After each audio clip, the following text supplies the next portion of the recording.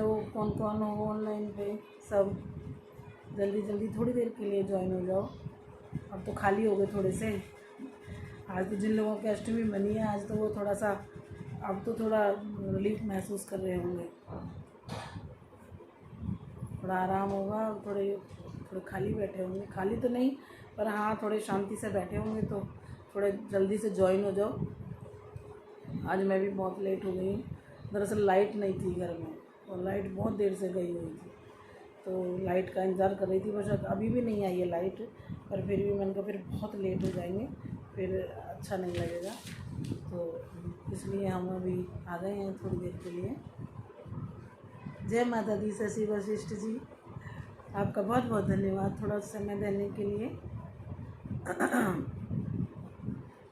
और आप अपने व्यूज़, अपने कमेंट भी दीजिए कि आपको थोड़ा प्रोग्राम कैसा लगता है। हाँ, और थोड़ी देर के लिए, बस ज़्यादा देर के लिए नहीं है, थोड़ी देर के लिए सभी थोड़ी जल्दी से ज्वाइन हो जाओ। आज हम माता के बारे में थोड़ा, यही सत्संग होता है, यही माँ के बारे में हम बात कर लेते हैं थोड़ा सा। तो आज अष्टमी है, मैं शुरू करती हूँ, और महाअष्टमी है आज, दुर्गा अष्टमी, और उसके बारे में आज हम वार्ता करेंगे। और आपके मन में कोई भी बात हो तो वो आप मुझे बता भी सकते हैं और मुझसे पूछ भी सकते हैं। अगर मैं अपने अनुसार, अपने ज्ञान के अनुसार उसका जवाब देने की, उत्तर देने की पूरी कोशिश करूँगी आपको, कि मैं कोशिश करूँगी कि सबको संतुष्ट कर पाऊँ थोड़ा सा अपनी तरफ से। बाकी तो आज के टाइम में सभी समझदार हैं, सभी अच्छे हैं, सभी बढ़िया सोचते हैं, तो फिर भी हम एक दूसरे से बातें करेंगे तो अच्छा लगेगा। तो आज हम महागौरी की थोड़ी उपासना कर लें और हाथ जोड़ें भगवान गणेश को और माँ गौरी को, कि हमें सद्बुद्धि प्रदान करें, हमें अपनी शक्ति प्रदान करें। श्वेते वृषे समारूढ़ा श्वेतांबरधरा शुचि महागौरी शुभम दधान महादेव प्रमोद ददा। श्वेत वृषभ पे सवार है,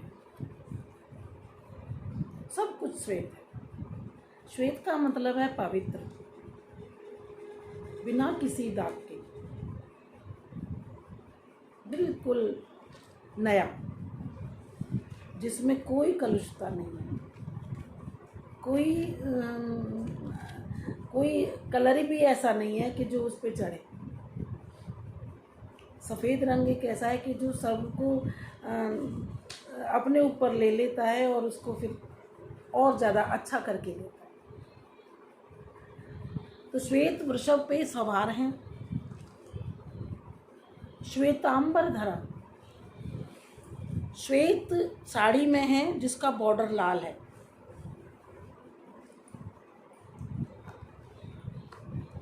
आपने देखा होगा कि कलकत्ते के लोग जब पूजा में बैठते हैं, कलकत्ते साइड के, तो वो वाइट और रेड कलर की साड़ियाँ पहन के बैठते हैं। अंदर से वो वाइट होती है और उसका बॉर्डर रेड होता है। महागौरी शुभम दधाम, महागौरी हमेशा शुभ ही प्रदान करती हैं। वो ऐसी गौरी हैं जो महादेव को भी आनंद प्रदान करती हैं, क्योंकि उनकी अर्धांगिनी है।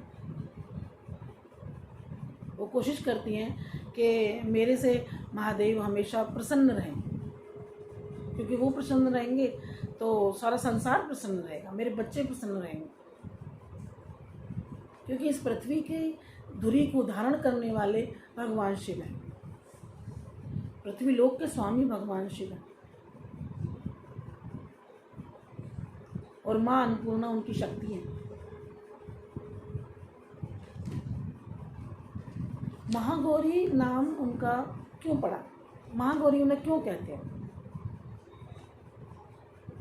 शैलपुत्री, शैल पर्वतराज हिमालय के घर पैदा हुई, शैलपुत्री बनी। उसके बाद पति को प्राप्त करने के लिए तपस्या की, चंद्रघंटा रूप में आई,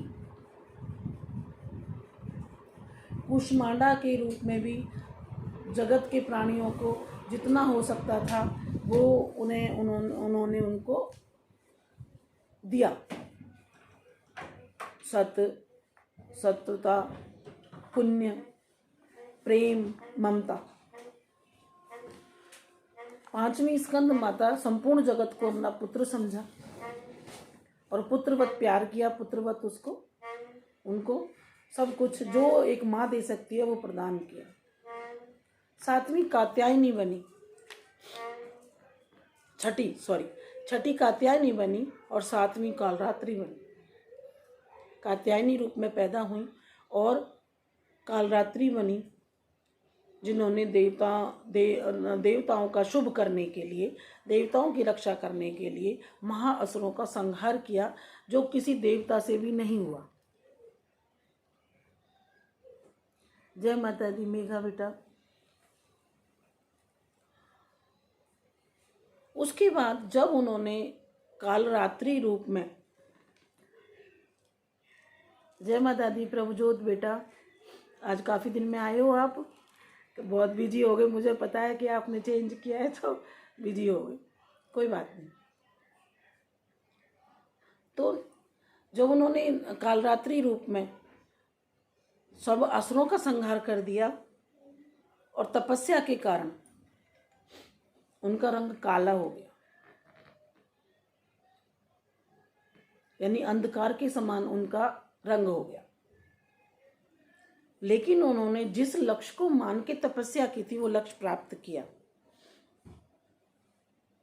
जब भगवान शिव ने उन्हें दर्शन दिए तो उनके रूप को देख के भगवान शिव भी अपने होश को भूल गए, क्योंकि उन्होंने इतनी कठोर तपस्या की थी। फिर उन्होंने क्या, जब तपस्या कर लेते हैं हम, क्योंकि मैंने आपको बताया कि कल 7वां दिन था और 7 चक्र शरीर के होते हैं। 7 चक्र को जब हम साधक पूजक प्रत्येक दिन उस पर थोड़ा अपना कंट्रोल करता है, उनमें ध्यान लगाता है, तो 8वें दिन समाधि में आ जाता है, समाधि की अवस्था हो जाती है। फिर उसे इस संसार से, फिर इस संसार से उसे कुछ ज़्यादा लालच नहीं रहता, कार्य तो करता है क्योंकि वो कर्मठता प्रदान कर देती है, पर उसे जैसे हमें एक चाह होती है, आशा होती है किसी से, तो वो आशा करना छोड़ देता है और उसके हृदय में इतने पवित्र विचार आ जाते हैं। क्योंकि आज के टाइम जब भगवान शिव ने आकाश गंगा से जब माँ भगवती के शरीर को धोया, उस कलुषता को दूर किया, जो तब से कलुषता आ गई थी, तो उनका जो शरीर था इतना सफ़ेद हो गया, इतना सफ़ेद हो गया, क्योंकि उनके शरीर की फिर उपमा शंख से ली जाने लगी। जैसे सफ़ेद रंग का शंख होता है, सफ़ेद चंद्रमा होता है, और एक फूल होता है कुंद का, वो बिल्कुल सफ़ेद दूध जैसा होता है। उनका रंग इतना सुंदर बन गया। जय माता दी बेटा मेघा गुप्ता, जय माता दी भुवनेश। तो इस तरह का उनका शरीर हो गया और उनके मस्तक से जैसे विद्युत सी किरणें निकलने लगी। कितना खूबसूरत रंग हो गया उनका। ये अगर हम अपने आचार विचार में अगर इसको अपने संक्षिप्त रूप में या बड़े आसानी से समझें तो हम समझेंगे, जब हम 7 दिन की पूजा कर लेते हैं, 7वें दिन कालरात्रि की पूजा करने के बाद 8वें दिन हमारे अंदर जो कलुषता रूपी विचार हैं,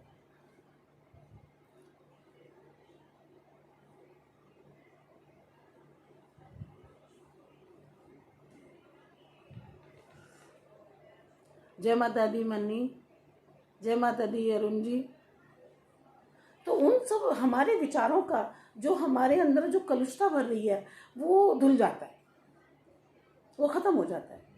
वो यहाँ हम इसको ऐसे माने कि हम किसी के बारे में गलत सोच रखते या अच्छी भी सोच रखते हों।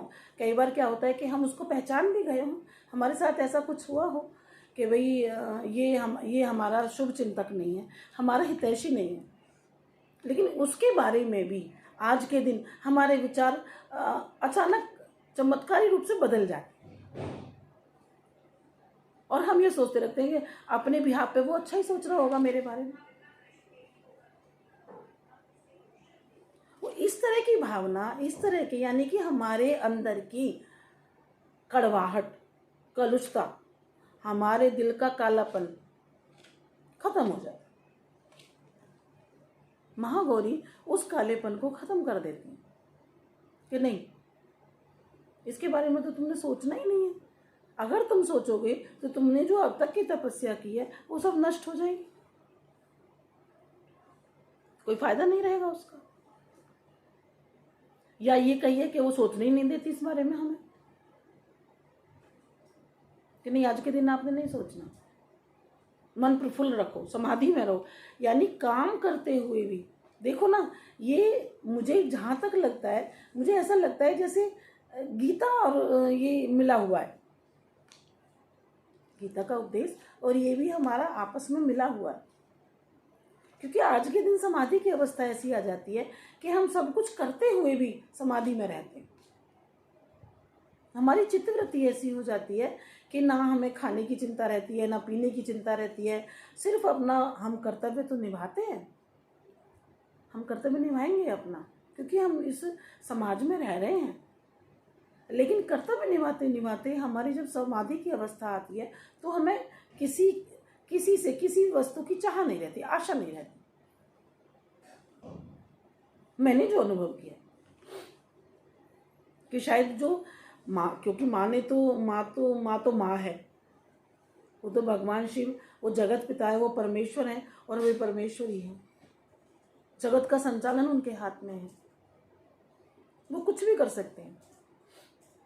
वहाँ तक तो हमारी सोच नहीं जा सकती, लेकिन हम उसको रिलेट अपने जीवन में करें तो हम ये करें कि आज के दिन जो साधक होता है, जो सातों चक्रों में ध्यान करके जो उठता है तो समाधि में पहुंच जाता है। और जब समाधि में पहुंच जाता है वो, क्योंकि समाधि में पहुंचना इतना आसान नहीं है, अगर वो पहुंच गया है इसका मतलब उसके अंदर के जो कलुषित विचार थे, जो उसके अंदर कड़वाहट थी, जो उसके अंदर क्रोध था, जो उसके अंदर एक अंधकार था, वो नष्ट हो गया और सफेद रोशनी का प्रवेश उसके हृदय में मस्तिष्क के द्वारा हो जाता है। यानी वो ऐसा हो जाता है जैसे अभी अभी पैदा हुआ हो, सब पाप झंझट और कलह कलेश, अच्छा बुरा, बुराई, पापों से सबसे दूर। जैसे एक बच्चा होता है जब पैदा होता है तो उसे कुछ नहीं पता, वो बिल्कुल निर्मल होता है, इसी तरह से हम निर्मल हो जाते हैं। जय माता दी रेखा बेटा। और जब हम जब हम इस तरह के भावना अपने हृदय में लाते हैं तो हमें किसी के प्रति कोई बुरे विचार कहने का या उसको बुरा मानने का वो सब खत्म हो जाता है और हम अपने कर्तव्य की ओर अग्रसर होते हैं और अपने कर्तव्य की ओर ध्यान देते हैं। स्वरूप इतना अच्छा है कि देखो जो वाहन, जिस वाहन पे बैठी हैं, जय माता दी आरती बिटिया, क्योंकि जिस पे बैठी हैं वो श्वेत है। जय माता दी मेरे भाई, जो जिस पे बैठी है वो श्वेत है, यानी धर्म पे अग्रसर हो जाते हैं। वृषभ क्या है? धर्म का स्वरूप है। शेर का भी त्याग कर देती हैं क्योंकि शेर में क्रोध है आज के दिन, और सिर्फ सबको आनंद प्रदान करती हैं।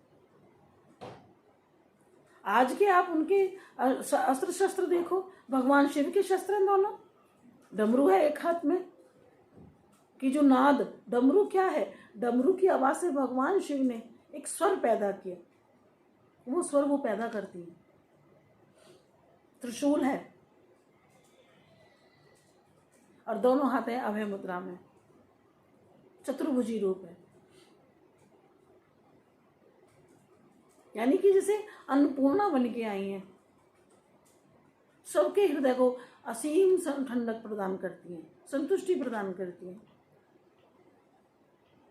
और आज के दिन का साधक जो होता है, आज के दिन का जो साधक है, बहुत से लोगों की अष्टमी मनती है, बहुत से लोगों की नौमी मनती है, वो एक अलग बात है कि जिसके जैसी रिवाज होती है उसको वैसी करनी चाहिए। अपने हमारे बुजुर्गों से जो हमें मिला है उसके नक्शे कदम पे हमें चलना चाहिए, उसका त्याग हमें नहीं करना चाहिए। क्योंकि कुछ सोच समझ के कुछ काम हुए होंगे। जिनके यहाँ अष्टमी बनती है उन्हें अष्टमी मनानी चाहिए, और जिनके यहाँ नौमी बनती है उन्हें नौमी की पूजा करनी चाहिए। दोनों चीज़ एक है। अष्टमी, नवमी और चतुर्दशी ये तीनों माँ भगवती के रूप में, उन माँ पार्वती के रूप में, शिवा भवानी सिंहवाहिनी के रूप में, जो हमें परम शक्ति प्रदान करती है। सबसे पहले तो हमारी आत्मा को ही संतुष्ट करती है। अन्नपूर्णा का मतलब क्या है? संतुष्टि। वो सबके हृदय में अन्नपूर्णा बन के विराजमान होती है। कई बार देखा होगा आपने कि कई लोग होते हैं जो थोड़े से भोजन में संतुष्ट हो जाते हैं, और कई लोग होते हैं कि उनकी तृप्ति नहीं हो पाती। वो तृप्ति प्रदान करती है, वो संतुष्टि प्रदान करती है। जितना हमारे पास है उसी में ही सब कुछ कर देती है और बचा भी देती है।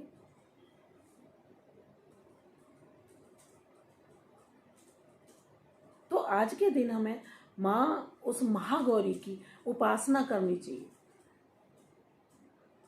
उस परम शक्ति को, उस परम शांति को, उस परम संतुष्टि को ग्रहण करना चाहिए।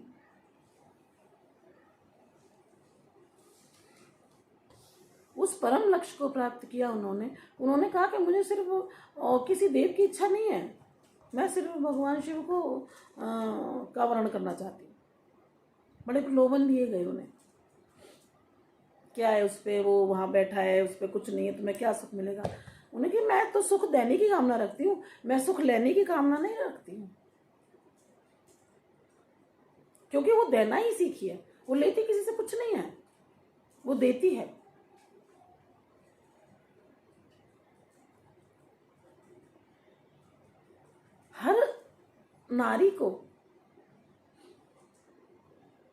हर नारी के अंदर वो गौरी है। हर नारी में समर्पण की भावना है।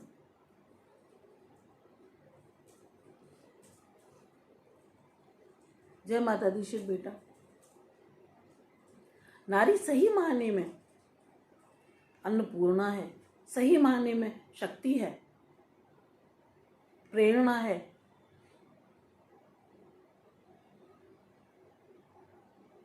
जब जब पुरुष वर्ग, जब जब साहस भटका है, तब तक उस परम शक्ति ने संभाला है। उसी शक्ति का एक अंश हम सब नारियों के अंदर। बहुत बड़ी जिम्मेदारी है हमारे ऊपर, बहुत बड़ी जिम्मेदारी है। कई बार ऐसे पड़ाव आते हैं जीवन के कि एक हम नारियों को समझ पाना बड़ा मुश्किल हो जाता है, या ये कहिए कि उस समय अकेली भी रह जाती हैं। कई जीवन के पड़ाव आते हैं बहुत, उसके बावजूद फिर भी वो फिर खड़ी होती है और फिर शक्ति बन के फिर पुरुष वर्ग का, चाहे वो पिता रूप में हो, चाहे वो भाई के रूप में हो, चाहे वो पति के रूप में हो, ससुर के रूप में हो, पुत्र के रूप में हो, पोते के रूप में हो, सबको संस्कार सिखाती है, शक्ति देती है कि अरे ये तो कुछ भी नहीं है, इससे भी ज्यादा करो। और जो सही शिक्षा देती है वही उस माँ भगवती की शक्ति बन के उभरती है, और उसको देख के माँ गौरी बहुत खुश होती है। वो कहती है कि हर कदम पे तुझे गिराया गया लेकिन तू उठी और आ मेरे पास तक आ, मैं दोनों हाथ से तुझे पकड़ती हूँ और उठाती हूँ।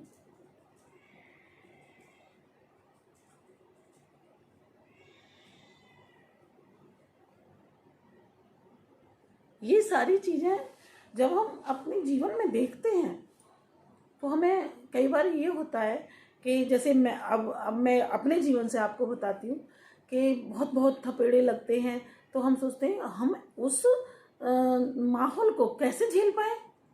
हमें नहीं पता, क्योंकि आज अगर हमारे पास वो माहौल हो जाए हम नहीं झेल पाएंगे। उस समय कैसे झेल पाए, हमने खुद नहीं झेला। हमारे अंदर जो वो एक किरण बैठी है उसकी, वो हमें विवेक देती है, वो हमें उस चीज को संभालने की शक्ति प्रदान करती है,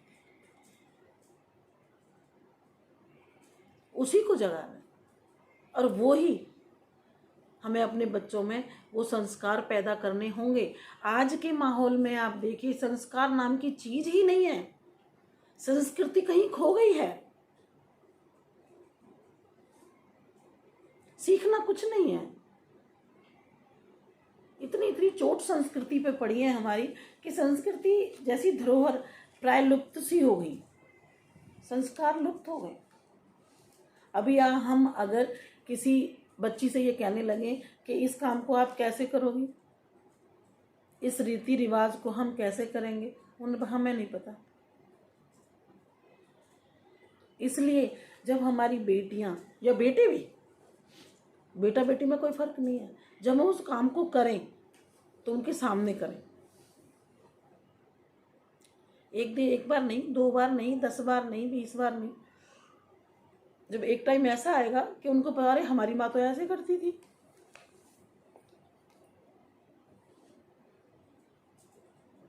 जब हमारे देखते देखते सारे संस्कार डूब गए हैं, सारे विदा हो गए यहाँ से, तो हमारे बाद तो पता नहीं क्या होगा।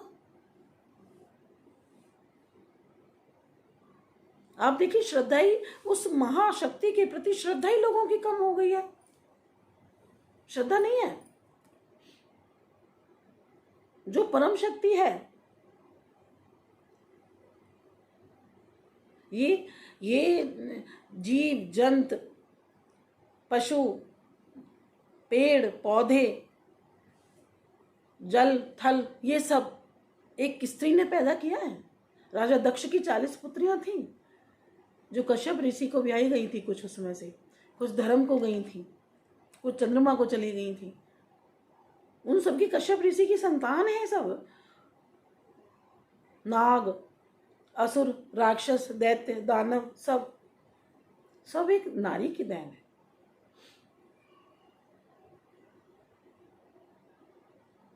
तो हम ऐसी नारी बने, ऐसा अपनी शक्ति को यूज करें जो हमारे बच्चों में हमें हमारा दर्पण दिखे। हम रहें तो भी, क्योंकि जब रहेंगे और जब बच्चे हमारा अनुसरण करेंगे तो हमें बड़ी खुशी होगी, और ना भी रहेंगे तो भी, ना रहते हुए भी उनके विचारों में उनके व्यवहार में हम जिंदा रहेंगे। देखो ना, जो बहू हो या बेटी हो, जब कोई अच्छा काम करती है तो माँ को बड़ा सुकून मिलता है, और वो कहती है नहीं तू मेरी शक्ति है, तू मेरा गर्व है, तू मेरी ताकत है, तुमने हारना नहीं है। अरे सही माहौल मिल रहा है, उसको संभालना तो बहुत आसान है। थोड़े गलत माहौल को भी हम सही करें ना।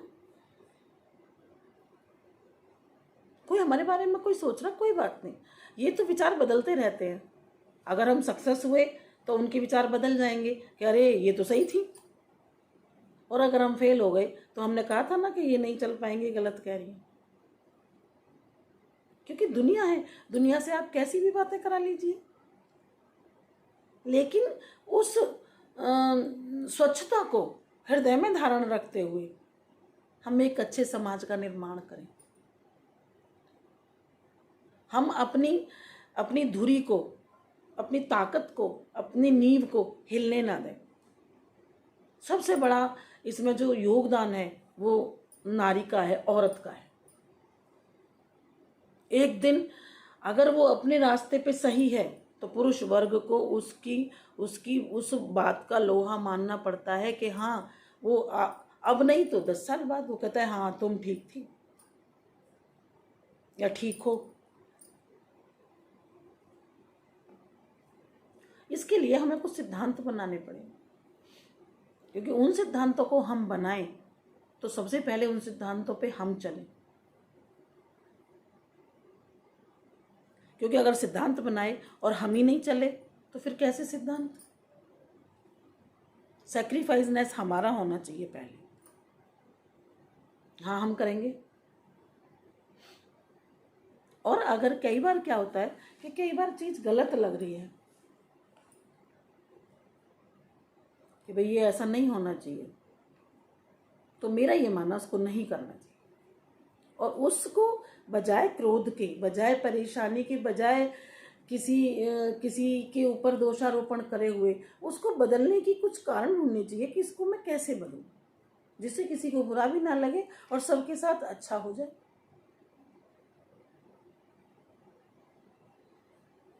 मैं मानती हूँ ये कोई आसान काम नहीं है। एक अकेला आदमी और 10 के विचार, इसके लिए हमें अपने बच्चों को, बेटों को भी और बेटियों को भी अच्छे संस्कार देने पड़ेंगे कि पहले किसी की बात को सोचो, समझो, फिर उसको तोलो और उसको बाद फिर व्यवहार में लाओ कि ये सही है। तोलेंगे कैसे? कि किसी से और से भी हम देखेंगे, हम अपने शास्त्रों में पढ़ेंगे, शास्त्र क्या कहता है, हमारे गुरुजन क्या कहते हैं, हमारे जो ग्रंथ हैं वो क्या कहते हैं। तो ये सारी कलुषता जब धुल जाएगी तो आदमी अपने आप ही सफलता की तरफ बढ़ेगा। घर में कोई कलेश ही नहीं रहेगा, कोई परेशानी नहीं रहेगी, विचारों में टकराव ही नहीं रहेंगे। अगर परिवार 100 हैं और अगर हमने 50 को भी सही कर दिया, क्योंकि हम सबको पूरी तरह से सही नहीं कर सकते, हम अपने आप को सही करेंगे, खुद को सही। जब हम खुद को सही करेंगे तो हमारे आसपास में रहने वाले लोग भी हमें देख के सही होंगे, और जब आसपास में रहने वाले, हमारे घर में रहने वाले होंगे तो फिर समाज में उसका इफेक्ट जरूर पड़ेगा। और आज नहीं तो जो आज बच्चा है कल वो एक समाज का निर्माण करेगा।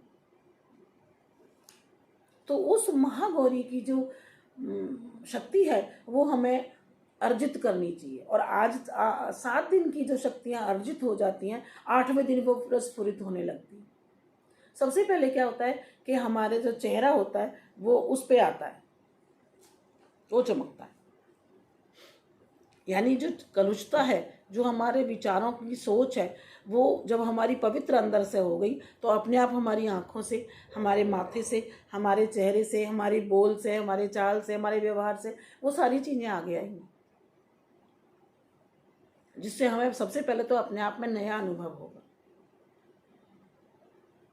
उसके बाद अच्छी स्फूर्ति से हम काम कर पाएंगे, शरीर स्वस्थ रहेगा। क्योंकि जब हम, कई बार क्या होता है, आदमी काम से नहीं थकता, गलत सोच से जल्दी थक जाता है। आप किसी के बारे में सोचो, आप बहुत जल्दी थक जाओगे, और आप काम करो तो आप इतना नहीं थकोगे, क्योंकि वो चीज़ें हमारे ऊपर हावी हो जाती हैं। मैंने अब तो ये नवरात्रों में ये चीज़ें, जय माता की दीपेश बेटा, ये उठाई हैं। ये तो 8-9 दिन की हैं, कल रामनवमी है। और कहते हैं ना, जब 8 दिन की तपस्या होती है तो राम जैसा फल प्राप्त होता है, जो युगों युगों तक गाया जाता है। राम क्या है? मर्यादा है। राम क्या है? एक ऐसा सुख है, ऐसा फल है कि जो सुख देता है, शांति देता है। शांताकारम, सबसे पहले तो शांति देते हैं।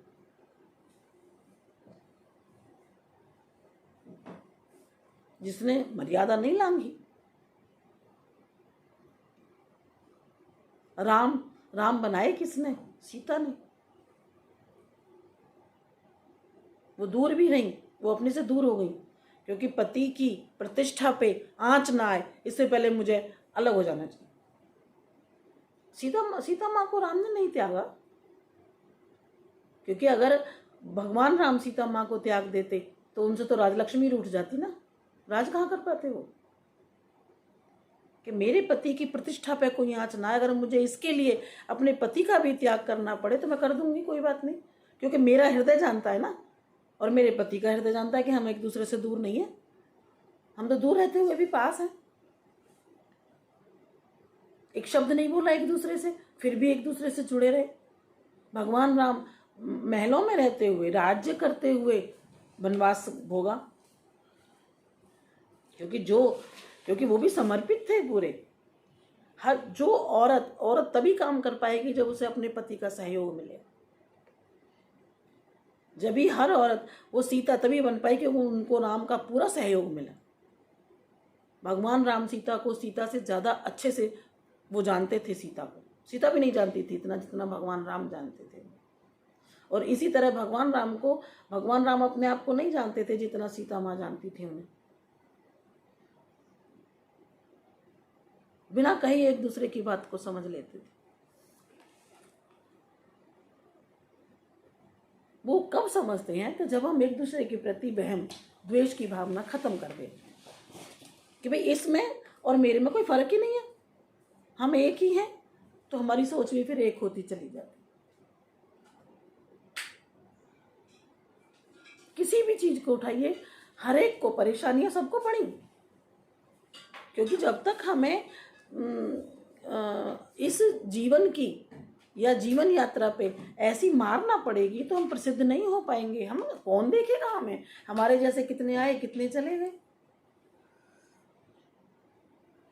तो हमें कभी भी अपने पथ से भ्रष्ट नहीं होना।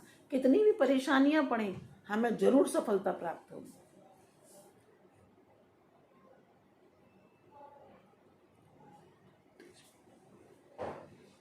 आने वाले टाइम में हम अपनी संस्कृति पे भी चर्चा करेंगे।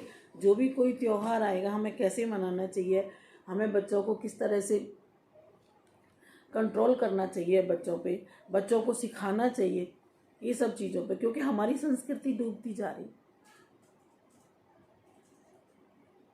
पश्चिमी सभ्यता ने बड़ा भारी अटैक कर रखा है।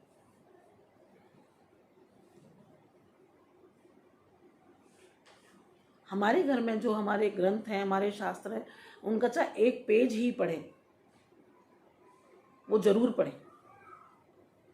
प्रेरणादायक है हर पेज, हर चीज, हर शब्द प्रेरणादायक।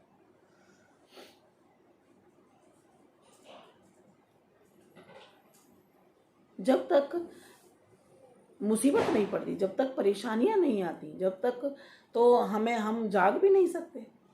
हम तो सोए हुए, हमें क्या है, सब कुछ मिल रहा है आसानी से सब कुछ। इसलिए ये जो नवरात्रे इस समय जा रहे हैं और ऑलमोस्ट निकल ही गए हैं, तो इसमें जिन लोगों ने भी पूजा की है और अगर कुछ अनुभव उन्हें हुआ हो, वो मेरे साथ साझा जरूर करें।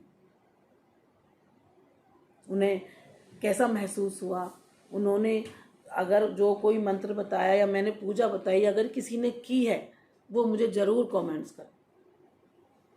या मेरे सुनने से किसी को कैसा लगा, मेरे विचार आपको कैसे लगे।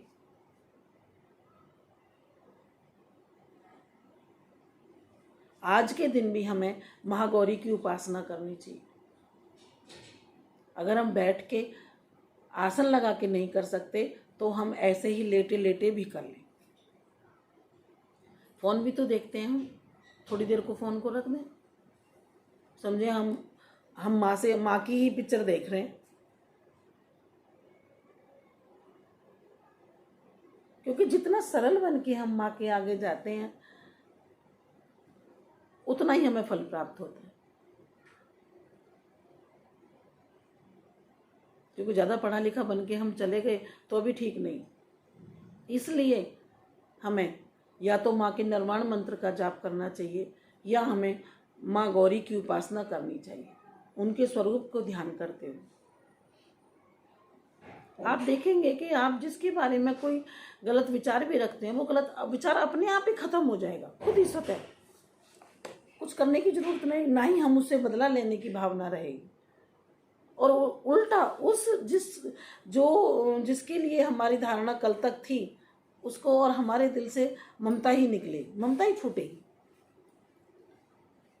क्योंकि हमें इन 7-8 दिन में जो सानिध्य प्राप्त हुआ है,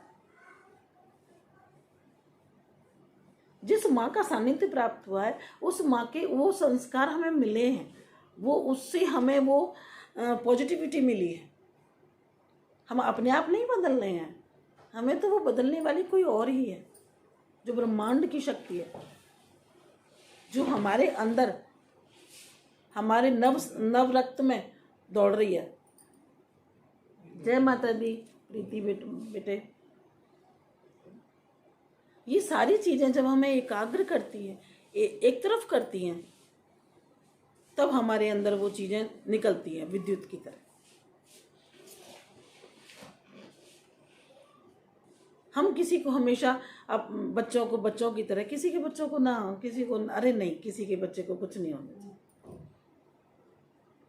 हर बच्चे को अपने बच्चे की तरह। जय माता दी प्रीति बेटा।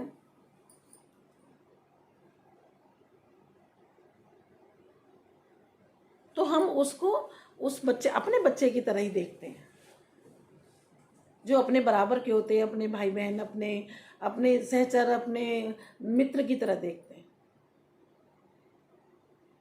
कई बार होता है कि बहुत सारी चीज़ें किसी की हमें पसंद नहीं आती तो हम उनको टोकते हैं, लेकिन वो उसकी अच्छाई के लिए, हमारे स्वार्थ के लिए नहीं होने चाहिए।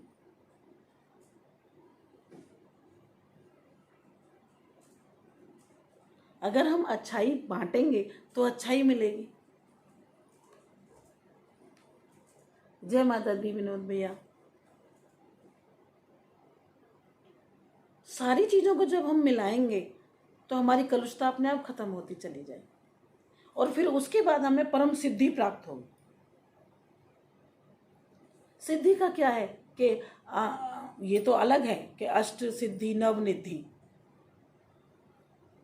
ये हैं सारी, ये तो अपने आप ही आ जाएंगी जब हमें किसी की सब कर्म से मिलेंगी। सिद्धि क्या है? सिद्धि के प्रसिद्धि भी हो सकती कि जो इंसान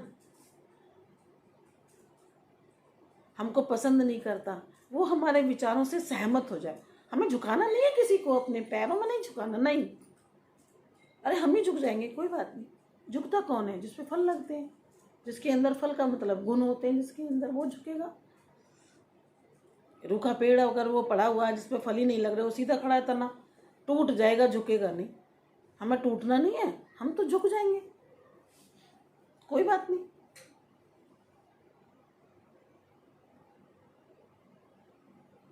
झुकना भी हर एक के बस की नहीं है। झुकना भी एक परम गुण है जो परम शांति से प्राप्त होता है, जो आराधना से प्राप्त होता है झुकना।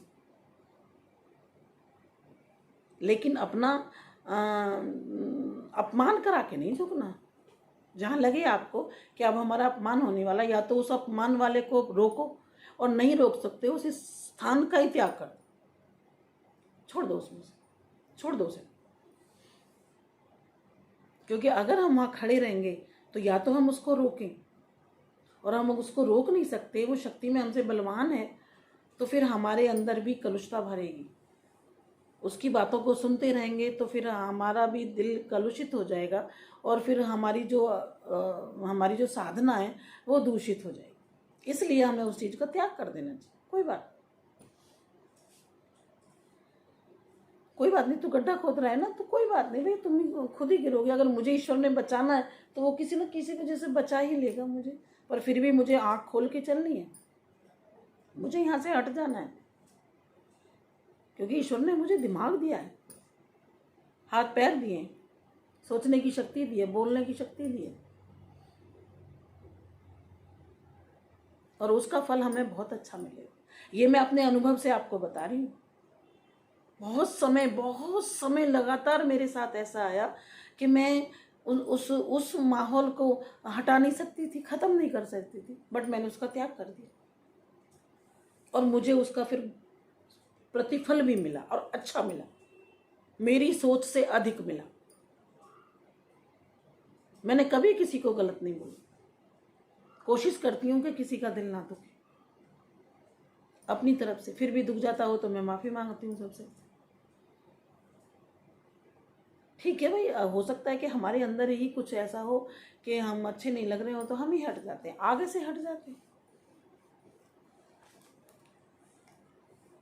लेकिन अपना अन्यास है कि नहीं, अपनी मर्जी से, क्योंकि हमें अपने आत्मसम्मान को भी बचाना है।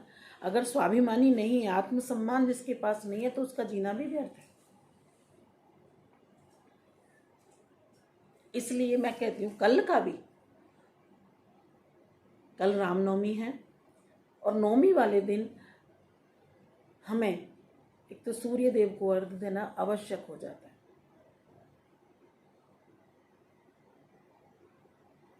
जो महातेज की प्राप्ति होती है हमारे पास। सूर्य पिता हैं, सूर्य साक्षात नारायण हैं।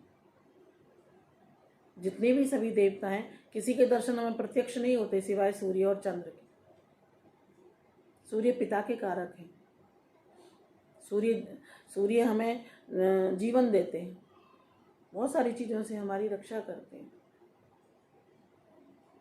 और माँ सुबह के समय माँ सिद्धिदात्री का ध्यान करना चाहिए। संपूर्ण सिद्धि वो प्रदान करती हैं। और सिद्धि जब होती है ना, तो हमें क्या पता लगता है कि जो लोग हमारे अगेंस्ट खड़े थे वो भी हमारे समर्थन में आ जाते हैं। मैं ये तो नहीं कहती कि वो हमारे चरणों में आ जाते हैं, किसी को चरणों में लाना भी नहीं चाहिए। हम खुद ही उस परम शक्ति के चरणों में बैठे हैं, तो हमें ऐसी कामना भी नहीं करनी चाहिए किसी को झुकाना नहीं है। सिर्फ हमें उस परम शक्ति की आराधना करके अपने आप को इतना संतुष्ट बनाना है, इतना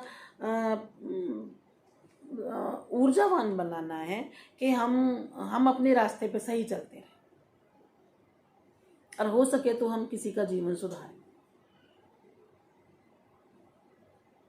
माँ गौरी का हमेशा ध्यान करें। और जो लोग आज के दिन माँ गौरी की पूजा करते हैं, उनके घर में किसी चीज़ की कमी नहीं रहती, खासकर अन्न धन की तो कमी रहती ही नहीं है। और ऐसे साधक जो होते हैं वो अपने घर से किसी को भूखा भी नहीं जाने देते। बोले मैं नहीं खिला रहा, ये तो मेरे पास जो माँ की कृपा है वो है, मैं खुद खा रहा हूँ तो मेरे में से तुम भी खाओ। जितना हो सके वो दान देते हैं।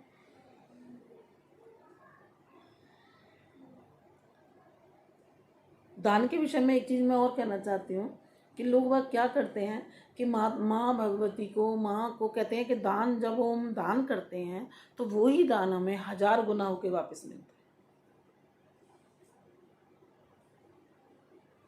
कुछ लोग क्या करते हैं कि माता रानी को श्राप चढ़ाते हैं। क्यों भाई, माँ शराब पीती है? जिसने मदिरा राक्षसों को दी, देवताओं को भी नहीं पीने दी महाशक्ति ने, वो माँ देवी को मदिरा पिलाएंगे? तो मदिरा पर चढ़ाने वाले को क्या होता है कि उसने 1 बोतल चढ़ाई, वो 1000 बोतल दे देती है कि लोग तुम पियो और पड़े रहो। लोगों को चाहिए भी। आज मैं आपके साथ अपना कुछ अनुभव बांटना चाहती हूँ। मुझे पता है 2 लोग रह गए हैं, बट फिर भी मुझे बताना, क्योंकि आज मैं फेसबुक पे देख रही थी तो मैंने देखा कि भाई लोगों ने कहा भाई आज तो पीने का दिन है। तो माँ ने क्या आपसे आके मना किया कि आप शराब मत पियो? आपने एहसान किया 7 दिन शराब छोड़ के? कितने गलत विचार हैं आपके। अगर माँ को शराब दूंगी, माँ कहती है मैं शराब पीती हूँ, कोई बात नहीं, तूने 1 बोतल चढ़ाई, तू 100 बोतल ले मेरे से, 1000 बोतल ले, रोज पिया। अरे लोगों ने मधु का मद बना दिया। माँ तो फूलों का रस पीती है, वो सोम रस पीती है, वो मदिरा पान नहीं करती। आप जो कुछ दान करोगे वो 1000 गुना मिलेगा। इंसानों ने परिभाषा ही चेंज कर दी। मुझे इतना गुस्सा आता है कि माँ को शराब चढ़ा रहे हैं जी, हैं? माँ शराब पीती है? जो परम शक्ति है, सात्विकता है उसके अंदर,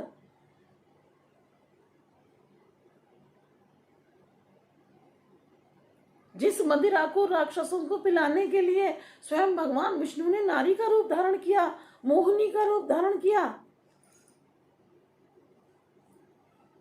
अमृत पान कर देवताओं को कराया, वो स्वयं माता है, उसको श्राप दे रहे हैं। जय माता की। एक तो शर्मा बेटा, कभी भी माँ को शराब नहीं चाहिए भाई। आप दे सकते हो तो अपने बुरे विचारों को उसके चरणों में चढ़ा दो, कुछ मत दो उसको, वो कुछ लेना नहीं चाहती। जो साक्षात स्वयं दे रही है वो तुमसे क्या लेगी? सिर्फ वो भाव की भूखी है, वो एक माँ शब्द सुनने के लिए तरस जाती है तुम्हारे मुंह से,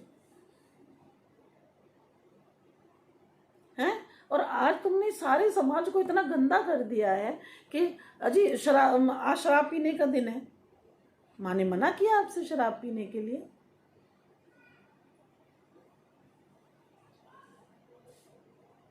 माँ तो कुछ मना नहीं करती। जाओ, अगर आपको डूबना ही है, आपको गड्ढे में गिरना ही है तो गिरिए, क्योंकि इतने छोटे बच्चे तो है नहीं हमें जो अच्छे या बुरे की पहचान नहीं है। मधु मधु मधु पीती है माँ, फूलों का रस पीती है। ये तो भोग हम लगाते हैं अपनी श्रद्धा को, अपनी भावना को रख के कि माँ जो हम खा रहे हैं वो आप भी भोग लगाओ और इस भोग को अमृत बना दो। ऐसे ऐसी ऐसी ऐसी भ्रांतियां हैं समाज में। इसलिए अगर चढ़ाना है तो पुष्प चढ़ाओ, चढ़ाना है तो फल चढ़ाओ, चढ़ाना है तो भूखों को अन्न खिलाओ, जो तुम्हें अन्न मिले, दुआएं मिले सबकी। पहनाना है तो जो भूखे नंगे हैं उनको वस्त्र पहनाओ। माँ के नाम पे वैष्णो देवी में जाके कंबल दान करके आओ। शराब दान करेंगे, जी हाँ, शराब पियेंगे आज मिलके। इतना इतना गंदा फैल गया है समाज में, ये एक तरह से कीड़ा लग गया है शराब का। और कितना खुश होके बोलते हैं। और अभी उनसे कह दिया कि थोड़ी देर के लिए आरती में बैठ जाओ, वो नहीं बैठेंगे। जो शराब नहीं पीते ना उन लोगों तो कहते हैं कि भाई ये हमारे मतलब के नहीं है। शराब नहीं, शराब क्या है? तामसी प्रवृत्ति है। शराब क्या है? राक्षसों का भोजन है। साथ साथ साथ आप देखिए ना, ग्रंथ पढ़ के देखिए, मदिरा पान राक्षसों को कराया भगवान विष्णु ने। और देवताओं को, देवता कौन है? अच्छे लोग हैं जो समाज की धुरी है, उनको अमृत पान कराया है देवताओं को। तो किसका भोजन ले रहे हो आप? राक्षसों का भोजन ले रहे हो। हमने ये छोड़ दिया जी नवरात्रों में। आपने एहसान कर दिया माँ पे, आपने माँ के लिए नहीं अपने आप के लिए छोड़ा, आडंबर के लिए छोड़ा। आडंबर दिखावा कर रहे हो आप, नाटक कर रहे हो। अगर छोड़ना है तो अपने किसी व्यसन को छोड़ो।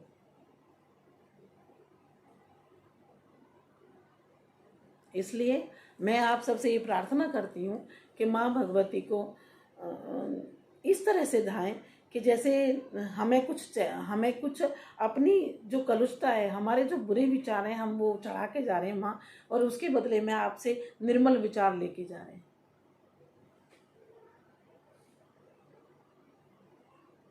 जय माता दी। हरविंदर बेटे, सारी चीजें एक मायने रखती हैं एक माँ को।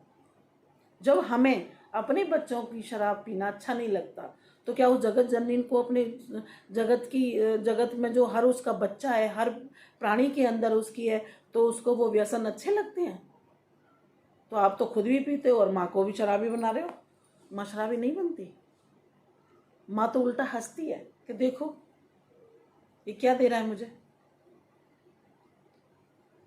जब हम सांसारिक माँ अपने बच्चे को अच्छा जीवन देना चाहती हैं तो वो तो युगों युगों से, जन कब से हमारी माँ है,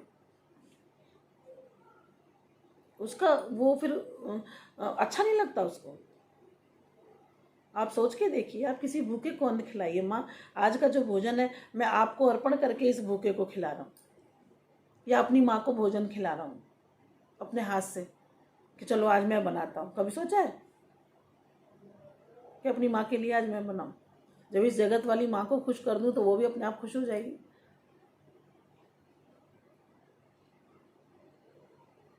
तो अपने व्यसनों पे थोड़ी पाबंदी लगाइए। और ना, जो लोग कहते हैं कि मैं बुरा नहीं समझता, लेकिन अगर कोई मेरे से पूछे तो मैं तो बुरा समझती हूँ। व्यसन तो व्यसन है। जुआ तो युधिष्ठिर के लिए भी था और शकुनी के लिए भी जुआ तो जुआ ही था।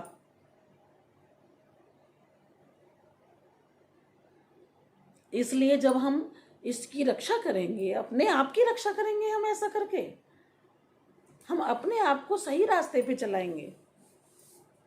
तो मैं आप सबसे ये अनुरोध करती हूँ और माँ भगवती से प्रार्थना करती हूँ कि आप सबको माँ भगवती अपनी गोद में रखे और प्रखर बुद्धि, प्रखर लक्ष्मी प्रदान करे, विशुद्ध मन से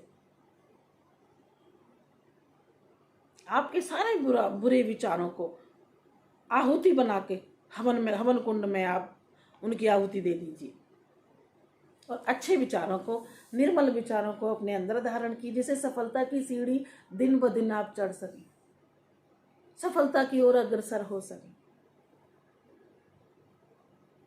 और आज रात आप लेटे लेटे भी ध्यान कर सकते हैं माता रानी का, और आप माँ गौरिया नमः भी कर सकते हैं, या माँ ओम ऐं ह्रीं क्लीं चामुंडाई वच्चैकर का भी पाठ आप कर सकते हैं। जय माता दी मनोरमा बहन। ये सारी चीजें बहुत मायने रखती हैं, है छोटी छोटी चीजें, लेकिन छोटी छोटी से ही दीवार बनती है। अगर हमारे घर में हमारी माँ दुखी है तो हमारा व्यर्थ है जीना, हमारा व्यर्थ है किसी मंदिर में जाना, व्यर्थ है किसी ग्रंथ को पढ़ना। जब हम दुखी होते तो माँ को कैसे पता लग जाता है कि मेरा बच्चा दुखी है? तो जब माँ दुखी होती है, बच्चे को क्यों नहीं पता, बेटी को क्यों नहीं पता चलता? उसको भी पता चलना चाहिए ना, क्योंकि वो भी जुड़ा हुआ है उस तार से।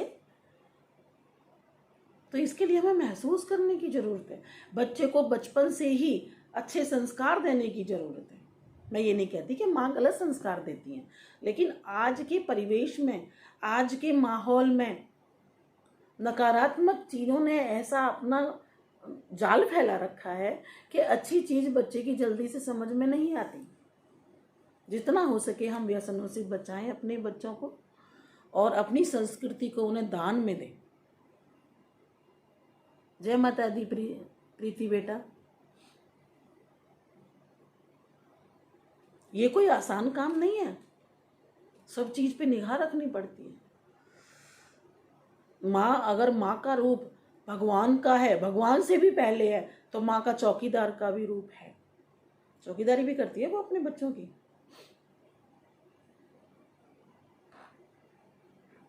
वो आया भी है अपने बच्चों की, वो अन्नपूर्णा भी है, क्योंकि बच्चा जब तक भूखा है तो माँ को भी नींद नहीं आती।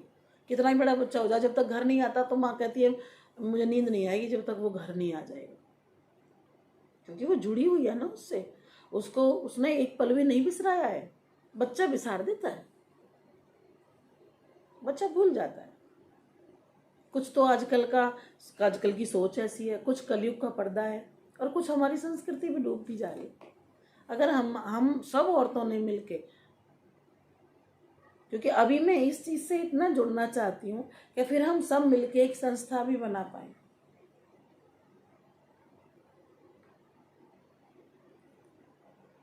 सब मिलके हमें उस चीज को हम आगे बढ़ाएं जिससे कि कुछ बचे। अगर हमारे प्रयास से 2-4 जिंदगी भी बच गई तो हमारा प्रयास सफल हो जाए, क्योंकि हमने किसी को तो सही रास्ते पे लगाया, किसी को तो भटकने से बचाया। मैं आपको आगे अपने अपने अनुभव बांटूंगी कि क्योंकि जो मेरा प्रोफेशन है उसमें कई लोग ऐसे आते हैं कि जो अपनी मस्तिष्क, अपनी बुद्धि से काम नहीं लेते। उनको कमाने का इतना घमंड हो जाता है कि वो, हम सोचते हैं कि हम पैसे से सब कुछ खरीद सकते हैं, बट ऐसा नहीं होता। पैसे से माँ नहीं खरीदी जा सकती, पैसे से संस्कार नहीं खरीदे जा सकते, वो सीखने पड़ते हैं, वो खून ब्लड टू ब्लड आते हैं। मैं मानती हूँ पैसे की अपनी अहमियत है, लेकिन हर जगह पैसा नहीं चलता। तो इसलिए आज माँ गौरी की उपासना करें और माता के मंत्र का जाप करें जितना हो सकता है। सुबह जिनके आज कन्या पूजन हो चुका है वो भी पूजा करें, और जिन्होंने कल सुबह कन्या पूजन करना है वो भी करें, क्योंकि माँ कोई व्रत से खुश नहीं रहती है। माँ तो कहती है सिर्फ मेरे से जुड़ा रहे। माँ कहती है कि तू नहीं, तेरे को नौमी ही मनानी है, नहीं ऐसा नहीं। माँ तो भावना की भूखी है। माँ अपने बच्चे को कभी परेशान देख के वो खुश नहीं होती। इसलिए माँ गौरी की उपासना करें और अपने अंदर जो कलुषता है, अंधकार रूपी जो बुरे विचार हैं, उनको दूर करें और कामधेनु माँ के द्वारा दिया गया उस दिव्य दूध का पान करें। वो अपने आप ही मंत्र से आपको संतुष्टि प्रदान करे। मेरी ऐसी कामना है कि माँ गौरी आपके भंडार भरे रहे, आपसे दुखों को कोसों दूर रखे, आपको परम शांति परम सुख का अनुभव कराए और अपना ऐसा अनुभव कराए कि आपको लगे कि जैसे माँ मेरे साथ है। ऐसा कोई दिन ना आए जो आपको कोई परेशानी घेरे। माँ से यही प्रार्थना करती हूँ कि माँ अपने बच्चों पर अपना कृपा दृष्टि बनाए रखे और अपने ममता का आंचल हमेशा उसके सिर पर रखे। जय माता की। आप सबको, आपको मेरा ये कैसा लगा मेरा ये सेशन जो मैंने माता के ऊपर किया है, और जो अपने अनुभव हैं वो मैं आपको कल बांटूंगी। इस बार जो मुझे अनुभव हुआ वो आपको कल बांटूंगी, और कल आप ना ये सेशन देखना बिल्कुल मत भूलिए। उसके बाद जैसे ही त्योहार आएंगे या कोई भी काम होगा, या ज्योतिष के हिसाब से जो लोगों ने हमारे समाज में भ्रांतियां फैला रखी हैं कि काल सर्प दोष है या मंगल दोष है या गुरु चांडाल योग है, इन सब में जो लोग भटकते हैं और उस सब पे हम ज़रूर चर्चा करेंगे। हफ्ते में 2 मेरे वीडियो आएंगे, है ना। बहुत बहुत धन्यवाद मनोरमा, है ना। तो इन सब के बारे में हम सारी चीज़ें करेंगे, क्योंकि कहते हैं ना कि कर्म तो हमें ढूंढ ही लेते हैं। कोई भी ज्योतिषी हो, कोई भी पंडित हो, कोई कुछ भी हो, वो हमारे कर्मों को नहीं काट सकता। कर्म तो हमें झेलने ही पड़ेंगे। हाँ, ये है कि अगर हम मंत्रों का जाप करें तो उन मंत्रों से शुद्ध मंत्र जाप करें तो उससे हमारे अंदर पावर। सीमा वशिष्ठ, जय माता की। तो उन सब से हमारी जो पावर है वो इतनी बढ़ जाती है कि हमें वो जो हमारी परेशानी होती है या रुकावट होती है वो छोटी लगने लगती है। या फिर कई बार क्या होता है कि हमें कोई रास्ता मिल जाता है जिससे हम उस समस्या का समाधान करते हैं या उस पर विजय प्राप्त कर लेते हैं। ऐसा कुछ नहीं है, कोई जादू नहीं है कि कोई किसी पंडित ने जाप कर दिया तो ये हो जाएगा। वो होना होता है तो वो होता है। इसलिए आगे मैं कुंडलियों पे भी थोड़ा सा चर्चा करेंगे, और एक सेशन ऐसा रखेंगे जिसकी भी कोई परेशानी हो वो क्वेश्चन मेरे से पूछ सकता है और मैं उसका जवाब दूंगी कि कोई भी परेशानी में है, कैसा है, क्या है, कब तक वो चीज़ें होंगी। कोशिश करूंगी कि अपनी विद्वता को, मेरे गुरु की देन को मैं आगे बढ़ाऊं और आपकी समस्याओं का थोड़ा समाधान कर पाऊं तो अपने को धन्य मानूंगी। आप सबसे विदा लेती हूं। मैं ज्योतिष आचार्य हेमलता शर्मा। आप मेरे पेज को फॉलो करो, और मेरा पेज है वैष्णवी ज्योतिष और ज्योतिष आचार्य हेमलता शर्मा है, और आप उसको फॉलो करोगे तो मेरी जितनी भी वीडियो हैं, जो भी मैं अपनी वीडियो भी बना के डालूँगी तो वो आपको मिलती रहेंगी। मैं अगर आपको थोड़ा सा भी उसमें हेल्प कर पाऊँ तो अपने आप को धन्य मानूंगी। आप सबसे विदा लेती हूँ। जय माता की। माँ भगवती आप सबको खुश रखे, दुखों से कोसों दूर रखे। जय माता की सबको। जय माता।